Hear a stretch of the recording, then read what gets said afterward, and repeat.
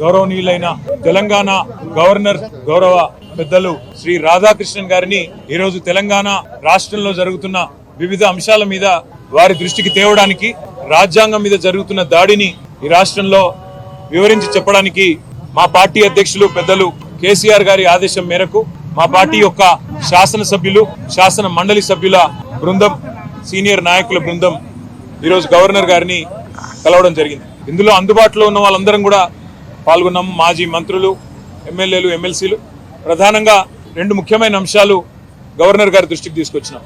అందులో మొదటిది, రాష్ట్రంలోని నిరుద్యోగ యువత, రాష్ట్రంలోని విద్యార్థులకు కాంగ్రెస్ పార్టీ ప్రస్తుత ముఖ్యమంత్రి రేవంత్ రెడ్డి గారు గాని, అదే విధంగా ఈరోజు పార్లమెంట్ లో ప్రతిపక్ష నాయకుడు రాహుల్ గాంధీ గారు గాని ఆనాడు ప్రతిపక్షంలో ఉన్నప్పుడు ఏమేం హామీలు ఇచ్చినారు, ఏ రకంగా వాటిని వాళ్ళ తుంగలో దొక్కుతూ అప్రజాస్వామికంగా విద్యార్థుల మీద దాడులు, నిర్బంధాలు, కేసులు, న్యాయం అడిగిన విద్యార్థుల మీద లాఠీలు విరగొడుతూ ఒక భయానకమైన వాతావరణం. తెలంగాణ ఉద్యమ సమయంలో ఎట్లా అయితే యూనివర్సిటీలలో, కాలేజీ క్యాంపస్లలో, హైదరాబాద్ లో ఒక భయానకమైన వాతావరణం ఆనాడు విద్యార్థుల మీద దాడుల్లో చూసినామో, అదే రకమైన వాతావరణం మళ్ళీ తిరిగి ఈ రోజు పునరావృతం అవుతుందని చెప్పి గవర్నర్ గారి దృష్టికి తీసుకొని రావడం జరిగింది. ముఖ్యంగా గవర్నర్ గారికి చెప్పింది ఏమంటే, మొదటి సంవత్సరంలోనే, ప్రభుత్వం ఏర్పడ్డ మొదటి సంవత్సరంలోనే 2 లక్షల ఉద్యోగాలు ఇస్తామన్న రాహుల్ గాంధీ గారి మాట, జాబ్ క్యాలెండర్ అని చెప్పి పత్రికల్లో పుంకాలుగా ఫ్రంట్ పేజీల్లో ఇచ్చిన అడ్వర్టైజ్మెంట్లు, ఇవన్నీ కూడా వారి దృష్టికి తీసుకొచ్చినాం. గ్రూప్ 1, గ్రూప్ 2, గ్రూప్ 3 ఈ 3 నోటిఫికేషన్లు కూడా గతంలో కేసీఆర్ గారు ముఖ్యమంత్రిగా ఉన్నాడు ఇచ్చిన వాటిని తిరిగి రద్దు చేసి కొత్త వాటిని ఇస్తాం, పోస్టుల సంఖ్య పెంచుతామని చెప్పి కాంగ్రెస్ పార్టీ ఇచ్చిన మాటను గుర్తు చేసినాం. దాంతో పాటు జాబ్ క్యాలెండర్ ఇంతవరకు నిలబెట్టుకోలేదు, ఒక్క నోటిఫికేషన్ కూడా ఇవ్వలేదు అనే మాట కూడా గవర్నర్ గారి దృష్టికి తీసుకొచ్చినాం. దాంతో పాటు మెగా డిఎస్సి అన్నారు, అది కూడా చేయలేదు. నిరుద్యోగులకు నిరుద్యోగ భృతి ఇస్తాం 4000 ఉద్యోగం దొరికే వరకు అన్నారు, అది కూడా చేయలేదనే మాట కూడా గవర్నర్ గారి దృష్టికి తీసుకొచ్చినాం. అన్నిటికీ మించి సిటీ సెంట్రల్ లైబ్రరీలో ఉన్న చదువుకుంటున్న విద్యార్థులను బయటకి ఇచ్చుకొని రావడం, ఉస్మానియా యూనివర్సిటీ హాస్టల్లో ఉన్న విద్యార్థులను ఇవాళ వారి మీద దాడులు చేసి మరి పోలీసులు అప్రజాస్వామికంగా వ్యవహరించడం, ఇవన్నీ కూడా గవర్నర్ గారి దృష్టికి చాలా వివరంగా మేమందరం కూడా వివరించి చెప్పడం జరిగింది. గవర్నర్ గారు చాలా గట్టిగా స్పందించినారు. హోం సెక్రటరీని నేను పిలుచుకుంటాను, తప్పకుండా అన్ని వివరాలు అడుగుతాను, విద్యార్థుల మీద ఈ రకంగా జరగడం మంచిది కాదు అని కూడా వారు అన్నారు. ఇవాళ విద్యార్థులు నిరాహార దీక్షలు చేస్తున్నారు, కొంతమంది ధర్నాలు చేస్తున్నారు, చివరికి కొంతమంది ఢిల్లీ దాకా పోయి అక్కడ కూడా గొడవ చేస్తున్నారు సార్ అని చెప్పి వారికి అన్ని కూడా వివరంగా చెప్పడం జరిగింది. తప్పకుండా నేను స్పందిస్తాను, గవర్నమెంట్ కు ఈ విషయంలో తప్పకుండా అడుగుతాను అని చెప్పి కూడా గవర్నర్ గారు చెప్పడం జరిగింది.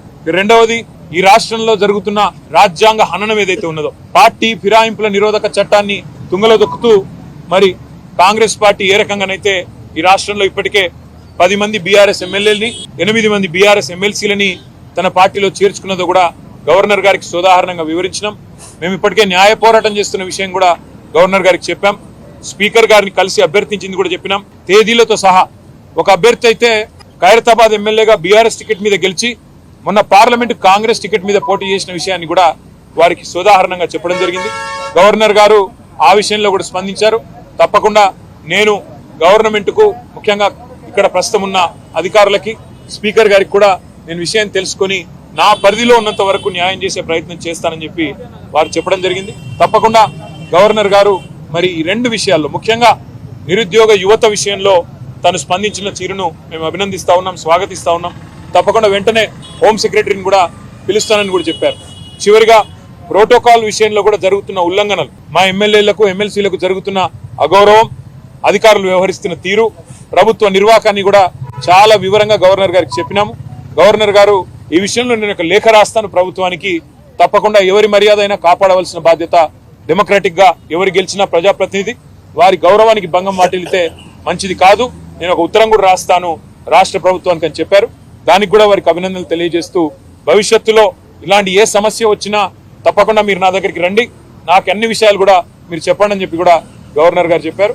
కేవలం గవర్నర్ గారితోనే ఆగకుండా భారతదేశంలో ఉండే రాజ్యాంగబద్ధమైన పదవుల్లో ఉండే పెద్దలందరూ ఎవరెవరైతే ఉన్నారో వారిని అందరినీ కూడా కలుస్తాం. కాంగ్రెస్ పార్టీ చేస్తున్న నిర్వాకం, ఒకవైపు రాజ్యాంగం పట్టుకొని రాజ్యాంగాన్ని రక్షిస్తున్నట్టు పోజులు కొడుతూ, మరొక వైపు రాజ్యాంగాన్ని తుంగలో దొక్కుతున్న వైనం ఏదైతుందో, ఇవన్నీ కూడా అటు అవసరమైతే రాష్ట్రపతి దాకా కూడా పోతాము, వారికి కూడా వివరించి చెప్తాం. ముఖ్యంగా తెలంగాణ యువతకి మీ అందరికీ ఇచ్చే మాట, కాంగ్రెస్ ఇచ్చిన ప్రతి హామీ నిలబెట్టుకునేదాకా, పోస్టులు పెంచేదాకా, మీకు న్యాయం జరిగేదాకా మీ తరపున ప్రధాన ప్రతిపక్షంగా భారత రాష్ట్రంకి ఉంటది, కేసీఆర్ గారు ఉంటారు. తప్పకుండా మీ తరపున మీ హక్కుల కోసం మేము పోరాడతామని చెప్పి కూడా తెలియజేస్తూ